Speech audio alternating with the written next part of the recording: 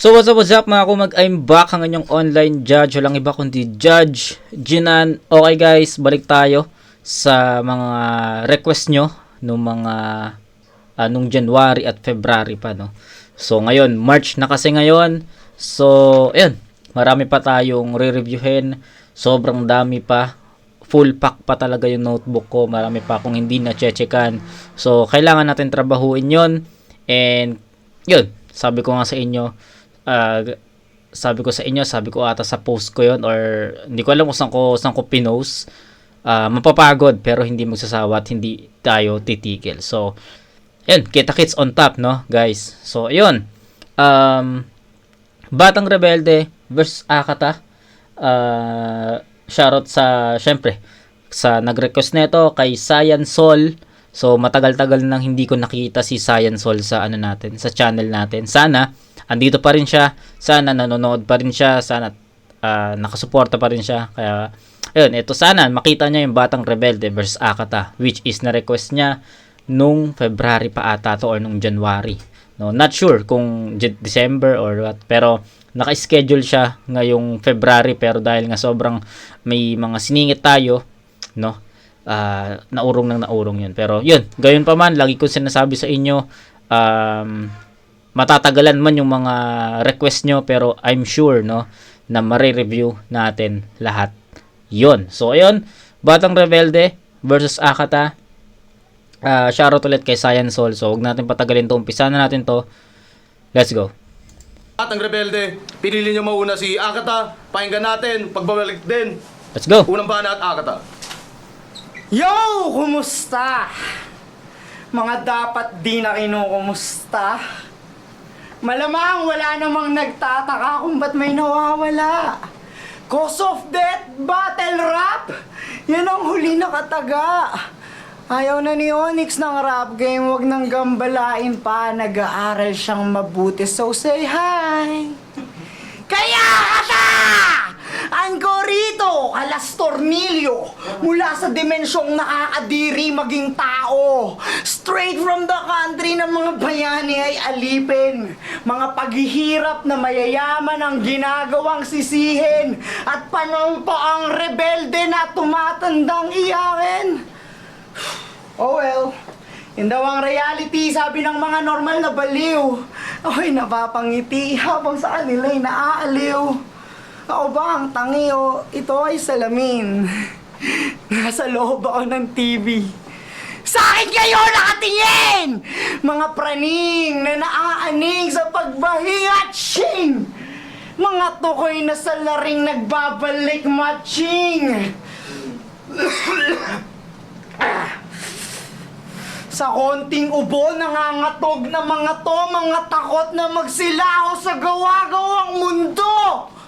Sunod-sunurang laruan, tao-tauhang dekontrol, nabubuhay na online, itong real life na troll, nagrarally na sims, revolusyon mo ay joke, nag-ipon na ng coins na natili pang broke, gustong magpaka-strong kaya napapa-smoke, lahat pinaglulunok para lang maging woke.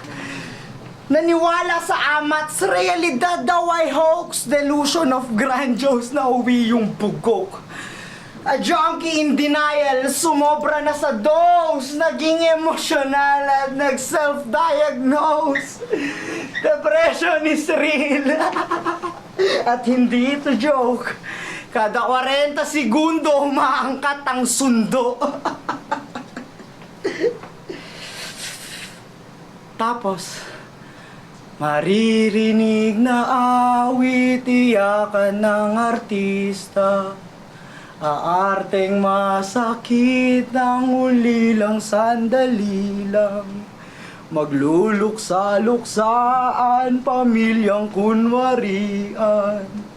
Anong magagawa ng drama sa libingan? Tulog na, Batang Rebelde. Tayo mo ng bana at Batang Rebelde. Okay. Hindi direkta yung, syempre, no, battle rap. Alam nyo naman ang tema ng battle rap. Syempre andun na tayo sa alam mo yon, durugan ng kapwa, di ba? So, alam mo yun. So, para sa akin, yung banat ni Akata is, actually, ito to be honest, hindi ko nga masyadong naintindihan yung mga banat ni Akata, no? Para sa akin, nag-ano lang siya doon, nag-express lang siya. Hindi ko alam kung ano yung pinapaliwanag niya, kung ano yung mensahe na gusto niyang iparating. I'm being honest sa inyo, guys. Ito, lagi ko itong sinasabi sa inyo na ayoko namang sabihin sa inyo na naintindihan ko yung bara or linya, pero deep inside is hindi naman, no? Ayoko maging ganun sa inyo. So, ayun, honest reviews lang talaga tayo dito sa natin, sa channel natin. So, ayun, as we talk about Akata's round 1, I'm being honest with you guys, hindi ko masyadong maintindihan kung ano yung gustong iparating ni Akata sa round na to. So, ayun, medyo dead air yun, or hindi, dead air yun para sa akin.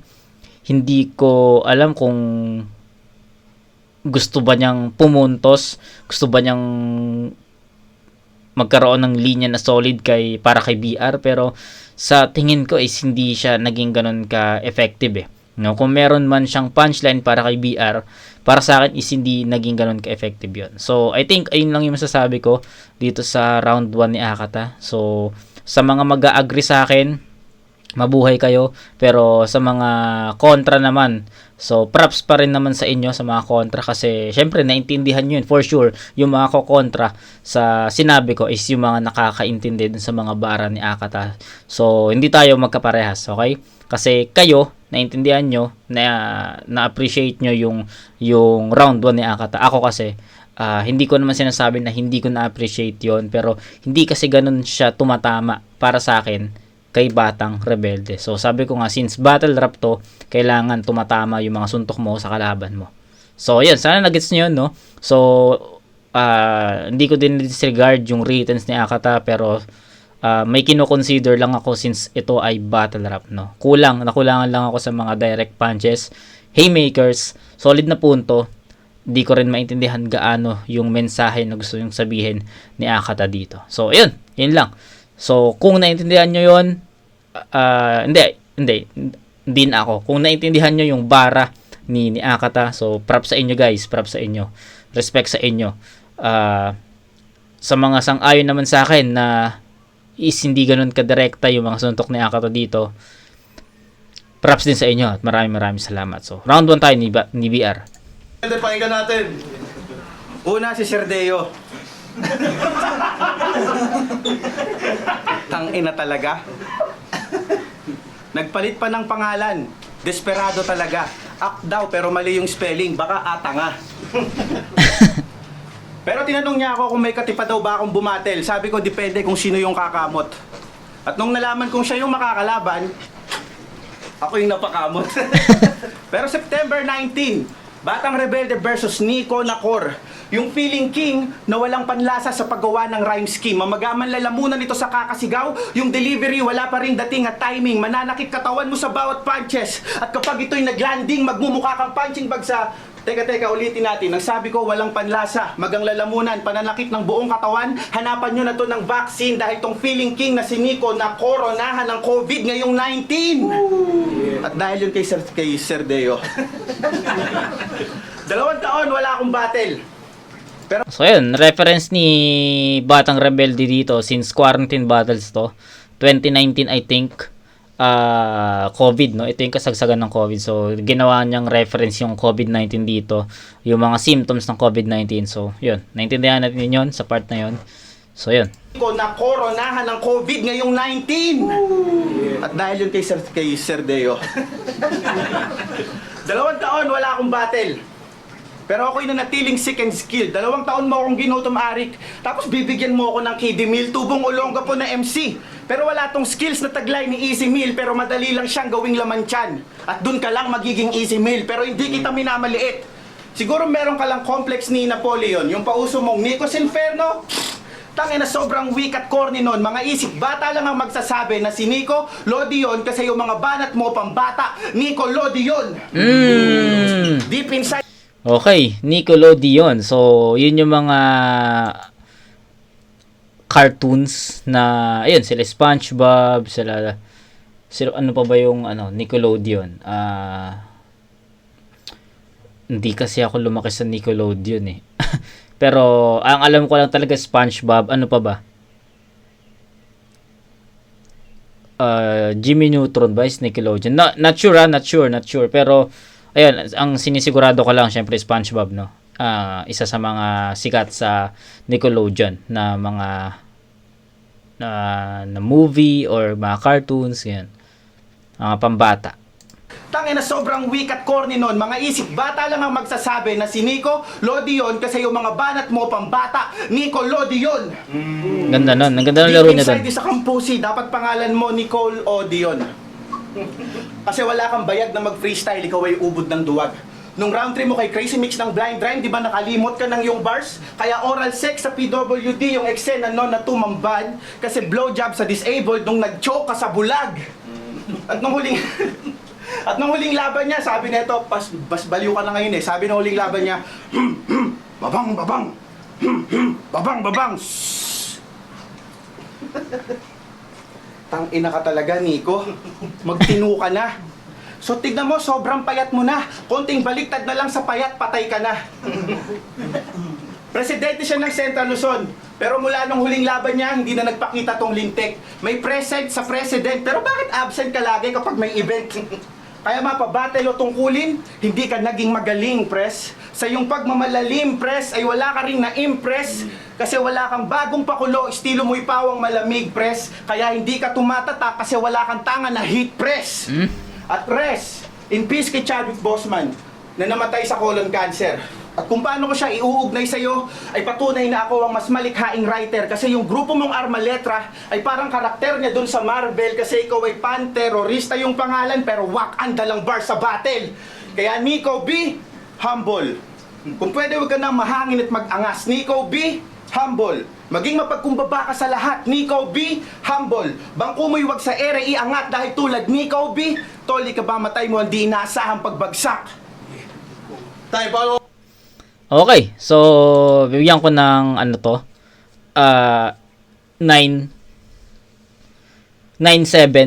in favor of BR kasi para sa akin sobrang linaw na nakuha ni BR yung round 1. Syempre sa references, Nickelodeon, si Nico Lodion, tas Nickelodeon, angas nun. Yung mga laro niya sa salita na impress, basta yung mga laro niya sa salita, no? So, beside that, on point siya, direkta siya sa muntok, para kay, yung returns niya talaga is para kay Akata talaga yon. Hindi siya nagkaroon ng fillers or dead air.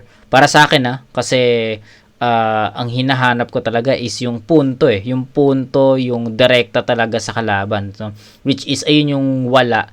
Para sa akin, based sa napanood ko, yun yung wala kay Akata.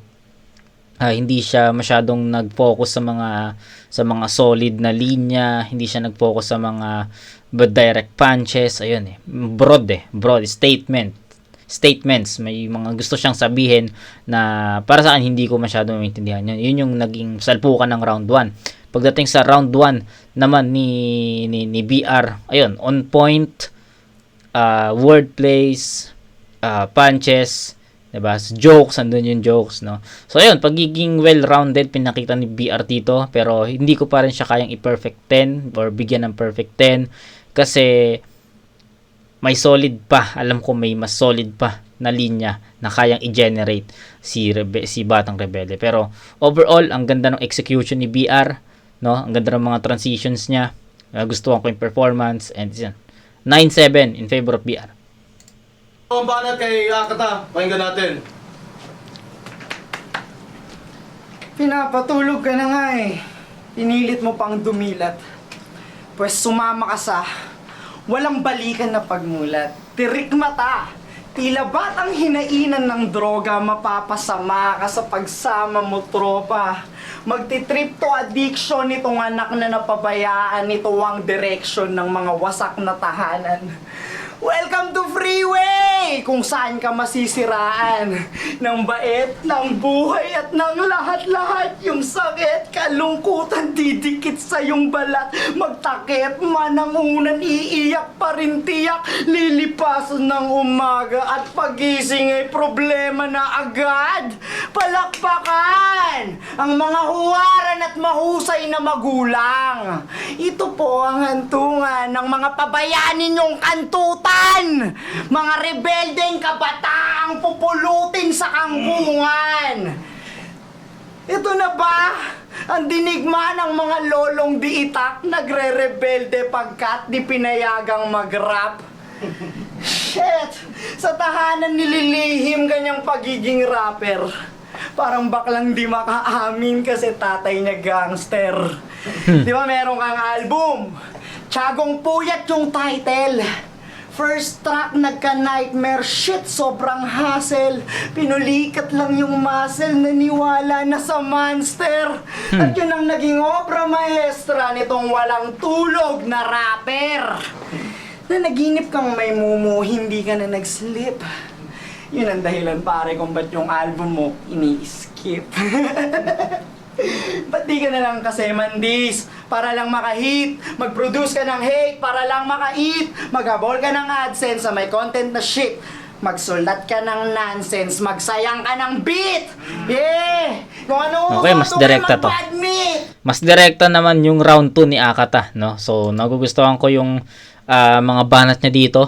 Yung mga angulo niya, yung mga references niya, mas on point, mas direkta. Yun yung pinagkaiba sa round 1. So, yun. Maganda yung timpla na itong round 2. Let's see. Mag-habol ka ng AdSense sa may content na shit. Magsulat ka ng nonsense, magsayang ka ng beat. Yeah! Kung ano uso, doon kayo mag-badmit. Kalimutan ng sarili para lang maging fit. Total sanay ka sa ganon, utak batang yagit. Oo, made in bayan ni Juan yung mga rebelde na batugan na pag sinisigawan ay nagbibingi-bingihan at pag pinaparinggan, umiiyak sa unan. Fuck this life! Bawat babae sa FB sesendan. Pilit itatago kalungkutan sa mga babaeng titikman. Ganyan ba talaga pag rebelde? Walang utak, panay titi lang. Putya, walang kayang patunayan, nakakadiri lang. Sa mga tulad mo, dapat niyang mabuti pang magpakamat. Hoy, September ngayon, Suicide Prevention Month! Self-realization, isa sa solusyon yan. Kesa mag-share ka ng trauma sa mga inosenteng nilalang, mabuti pa nga, kumuha ka ng lubid at upuan, sarili mo'y talian at relax ka lang dyan. Huwag kang magpapakamatay, pare. Mag-drugs ka na lang. Tayo pa yung banat. So, ayun, no? Sabi ko nga sa inyo, mas direkta. Para sa akin, naging iba yung atake ni Akata dito sa round 2. Nakwento ko na sa inyo or nasabi ko na sa inyo kung ano yung dating sa akin ng round 1 ni Akata. Masyadong broad yun. Ang dami niyang mensahe na gustong ihatid na hindi niya, para sa akin, hindi niya or masyadong malawak, ganun. So, yun, sabi ko na yun sa inyo, na-explain ko na yun. Round 2, ito yung mas direkta, no? Masasabi ko na yung round 2 ni Akata is para kay BR na yon. Kaso syempre hindi nawala, no, or hindi nawala yung yung mga dead air or mga fillers ni Akata doon na nakapaloob doon sa content niya or doon sa round 2 niya, no. Nabawasan pero nandun pa rin yung mga dead air, yung mga fillers, yung mga yung mga fillers. Pero, yun nga, para sa akin, nag-iba yung atake kasi mas naging on point siya dito. Mas direkta na. Mas malakas na yung approach niya. So, nag-iba. So, ayun, yun lang yung nakita kong difference sa rounds 1 and 2 ni Akata. Mas on point siya dito. So, mas malakas yung round 2 ni Akata dito. BR. Bata rebelde, pakinggan natin. Yung mga baliw pala, minsan naka-formal. Tangina, sa ibang pandemic to galing kasi siya yung new abnormal. Pero nung umidad ako ng 30, isa lang ang napansin ko. Tung kaliwa kong tuhod, madalas mangimay, manginig at bumagsak sa sahig to. Pero wala naman akong kapansanan. Kasi kung napapansin nyo, Akin lang inilalarawan kung gaano kahina itong Nico. Ooh. Hindi na uunlad yung skills mo. Kasi magbuhat ng nilampaso ka ni Sayad at minaltrato ka ng skitso, umastang baliw at may sayad na nantuluyan itong si Weirdo. Kasi feel mo, kailangan mong higitan yung ginagawa nilang estilo. Hindi ba't yun ang sinasabi mo, Weirdo, na siyang nagdala sa'yo sa kahon na tinatawag mong sataniko? Sataniko ka pa dyan? Gusto ka nang hugutin patungo sa langit nung dating kakampi ko? May INC ka daw kasi sa pangalan, kaya gusto kang i-recruit ni Rapido. Baliw! Kahit kailan, hindi nakatulong sa'yo yung mga sinasabi mo. Kita nyo naman, pang-abnormal lang yung mga likha nito. Kaya yung karir mo ay parang palyadong makina ng sasakyan ng naging emahe, bro, na meka, bagalan at meka, palpakan sa pag-andar kasi meka, tangahan yung mekaniko. Mekaniko, At okay. pinatay na kita dati sa limahan. At ngayon bumagon ka ulit para ba to sa mga morbid fan? Pues papatayin ko lang ulit itong nagmula sa Zombieland. Kasi itong aking bala walang mintis. Kusang tatama sa kukote niyan. Para kay Nico to, matik, bang! At wala akong tinutukoy na clothing brand. Pero ibahin natin. Pasayawin natin to gamit ang aking kambal na lanseta. Gigripuhan ko to sa magkabilang siko. Pati sa magkabila niyang tenga. Sobrang daming dumadanak na dugo. Parang dalagang may malakas na regla. Kaya kailangan niyang takpan ng bawat butas. Para siyang sumasayaw ng Macarena. At maiba tayo, Repa. Yung laban mo kay Romano ay sumasalamin kung gaano kabulok ang sistema. Kasi nagpanggap ka nun na pulis. At siya ang sinabi mong salarin.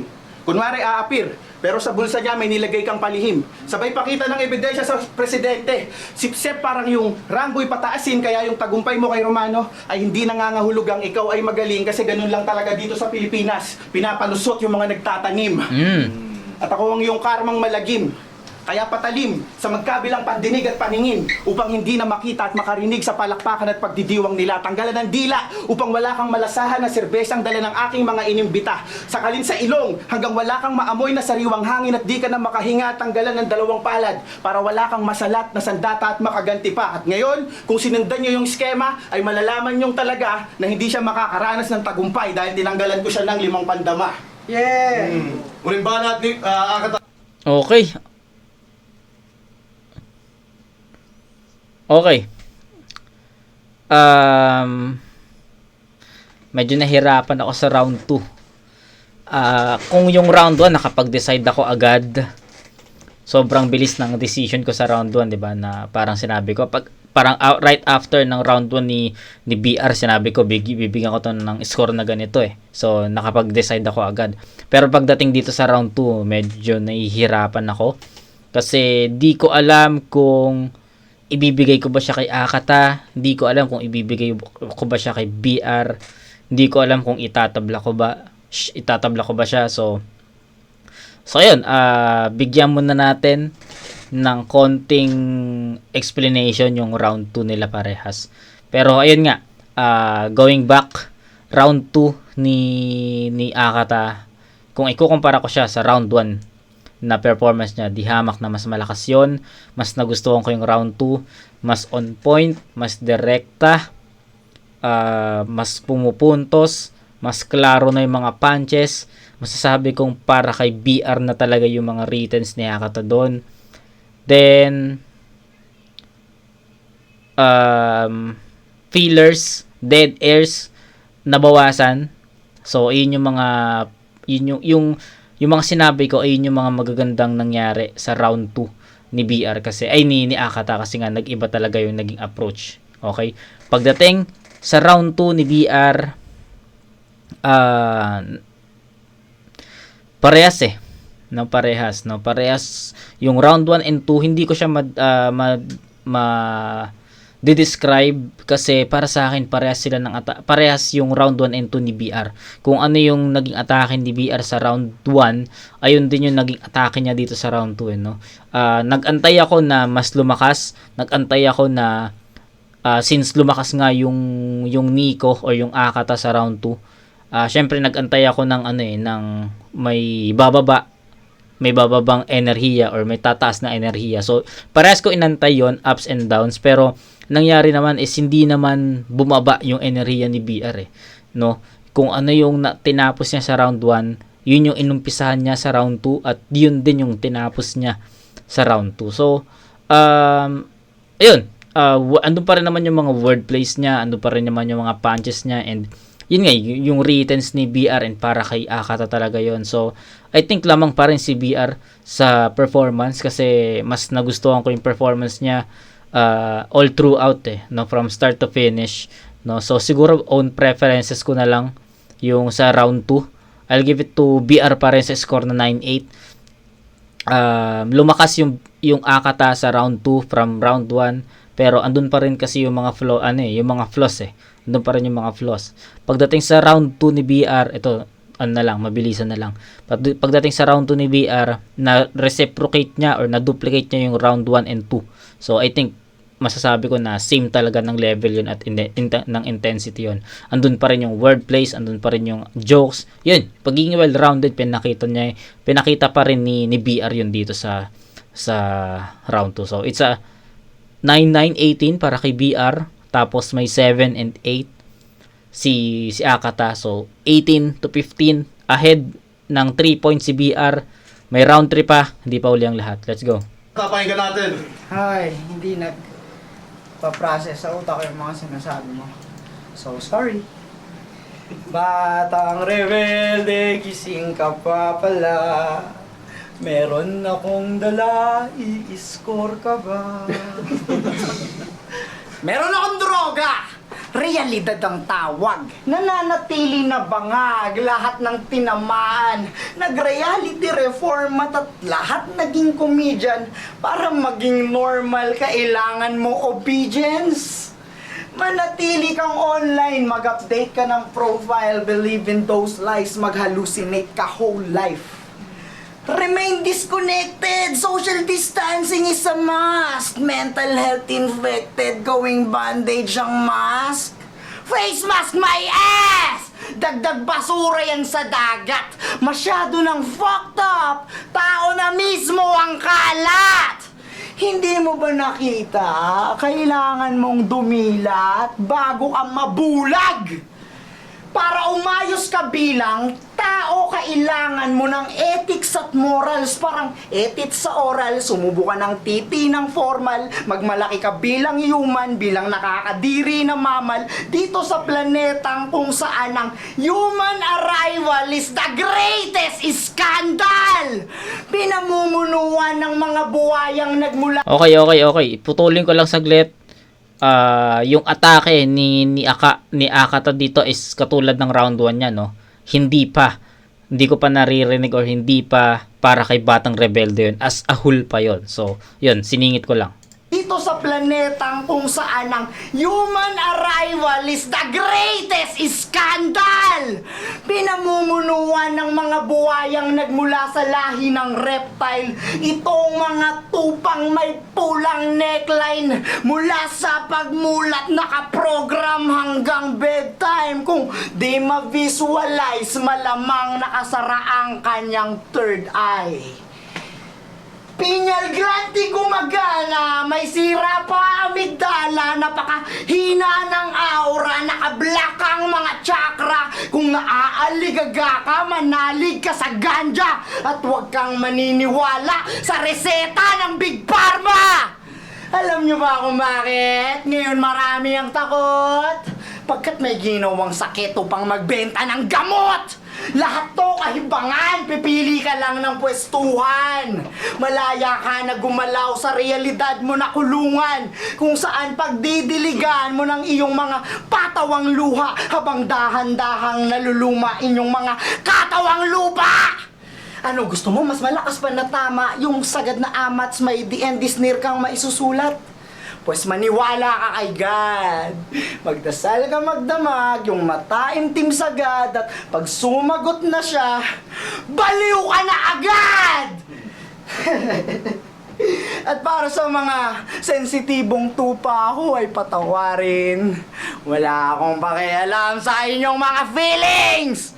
At para sa mga dumilat oras na para sa pagising, maligayang pagdating. Welcome to Awakening! Ano, masaya ba? Akata sa presensya, kalas tornilyo sa demaki ng sistema. Pagkabaliw ay hawa-hawa, pagkasira sama-sama. sama-sama nating tanggapin.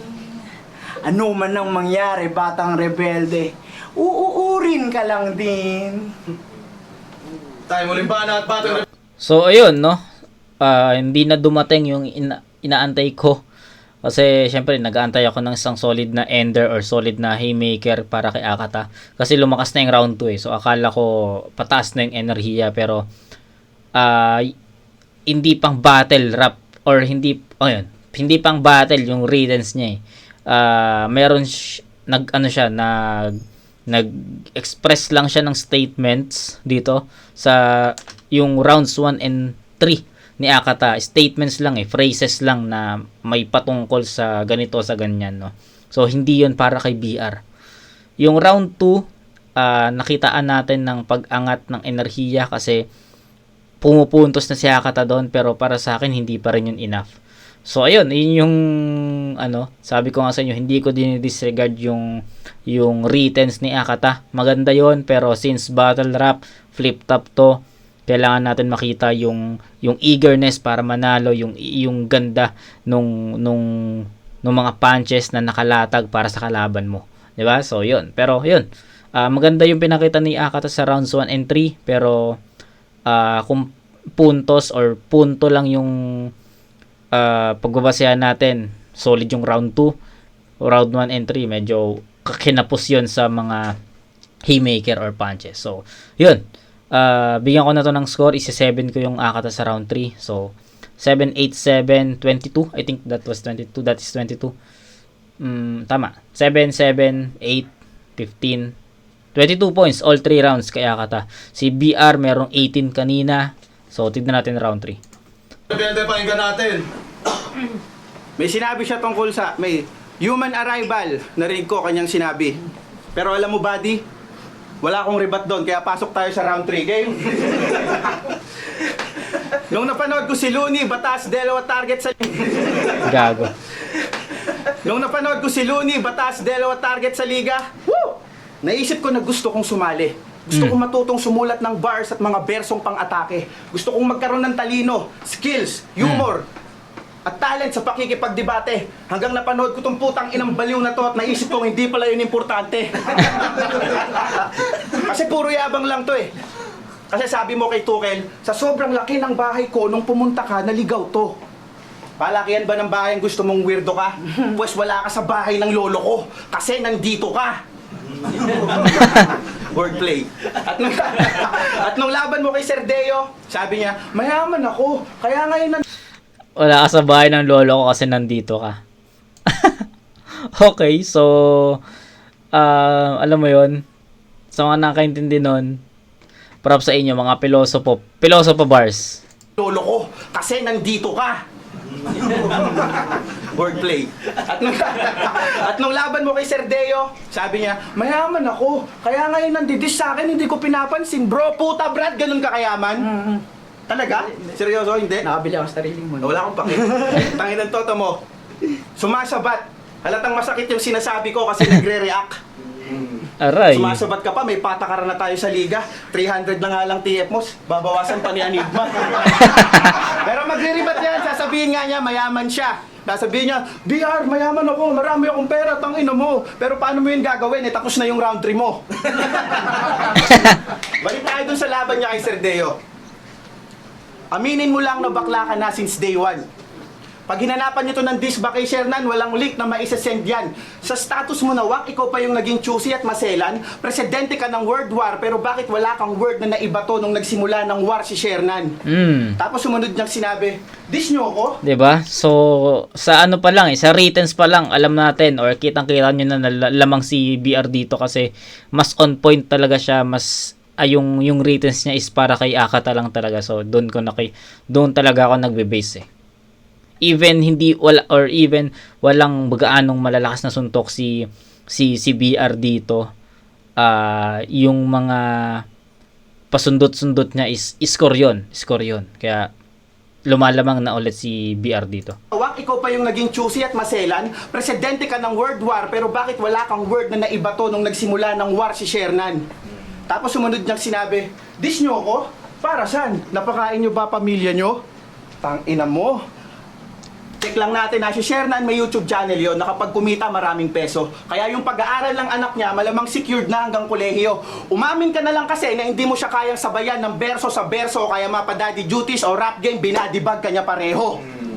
At yun ang pinakamasakit na pagkatalong natanggap mo sa buhay mo. Ketchup Eusebio. Walang punchline, kamukha niya talaga si Ketchup Eusebio. Sino Ang yun? liit ng mata mo pero yung estilo mo, matahin yung kalaban at mang-okray na parang Becky. Mangmamaliit, mga alipusta at sasabihin yung pera niya ay plenty. Pwes, kain sa akin tong mata, pobre na MC dahil ako'y matakaw sa mapang mata kaya matatawag niyo akong Senki. Hindi ka bagay maging MC kasi yung talent mo sablay. Sana nag-vlog ka na lang dati para ikaw na lang yung namatay. Gago. Pero maiba tayo ng baybay. Nakita ko yung misis mo, ang ganda niya. Kapag nag-make up, parang manika yung dating. Pero hindi siya doll face kasi mas mukha siyang doll sim. Pero ang aking pen game, advance. Dahil ko Sa mga di nakakilala kay Dalsim, Street Fighter character yon, no? Kung nanonood kayo ng kung naglalaro kayo ng arcade, si Dalsim. Kung nanonood naman kayo ng Street Fighter, makikita nyo rin si Dalsim doon. So, yun. Yung payat na bumubuga ng apoy na humahaba yung kamay. Yun. ganda niya. Kapag nag-make up, parang manika yung dating. Pero hindi siya doll face kasi mas mukha siyang doll sim. Pero ang aking pen game, advance. Dahil ko pa may deja vu. Sobrang advance, hindi na to battle. Reaction na lang to at review. Kasi nasaksihan ko na ang kahihinatnan ng laban na to bago pa ilabas yung pay-per-view. Dahil sa papel na sinulatan ko, nasaksihan ko ang kamatayan mo. At yun ang tinatawag kong pay-per-view. Kaya mapa, kahit anumang wordplay neto, uuwi lang siyang talunan. Michael Jordan kay OJ Mayo. Talo ka sa 5-on-5 o kahit 1-on-1 at lagi mong tandaan na binigyan kita ng partida sa laban na to. Kasi hindi ko ginamit yung angulo na basta gapo at hindi masamang maging rebelde basta't nasa tama ang puso't isip mo dahil kung hindi ka pa naging rebelde, wala ka pang pinaglaban para sa sarili mo. Baliw! Time, flip top, pagigay para sa laban yun. Flip top zoning, batang rebel. Okay, ayun lang, no? Mabilisan na lang yung round 3. Syempre sa execution, sa delivery, sa punches, sa yun, pagiging well-rounded, no? All 3 rounds nakitaan ko CBR ng pagiging well-rounded doon, pero still nabitin ako sa mga punchline ni BR kasi feeling ko hindi pa yun yung ano eh. Hindi pa yun yung malakas na mga writtens or malakas na mga linya na kayang i-deliver or i-execute ni BR. Alam ko may mas malakas pa doon. Pero yun, sa battle na to, para sa akin kitang-kita naman yun na all 3 rounds kay BR yun.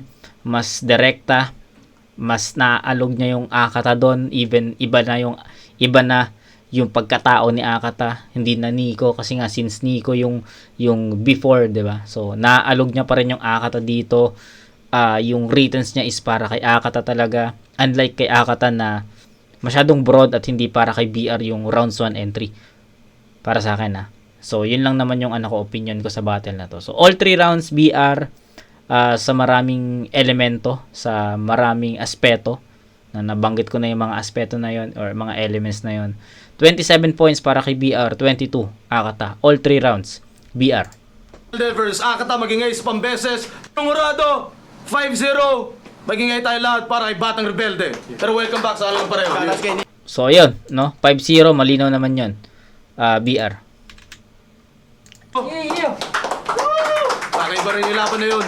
Ang boto ng Urado, 5-0. Magingay tayo lahat para kay Batang Rebelde. Pero welcome back sa alang pareho. Kalas kay Nico, ibang shit yun. Yeah, judges. Yeah, shoutout sa lahat na nagpapa-shoutout. Bye! May bahagi ako na nagustuhan yung ginawa ni Nico. Pero meron din sa utak ko nagsasabi na parang may sobra o may kulang. Kaya hindi sumapat para makuha yung panalo. Pero para Okay. namang hindi naman yun yung pakay niya.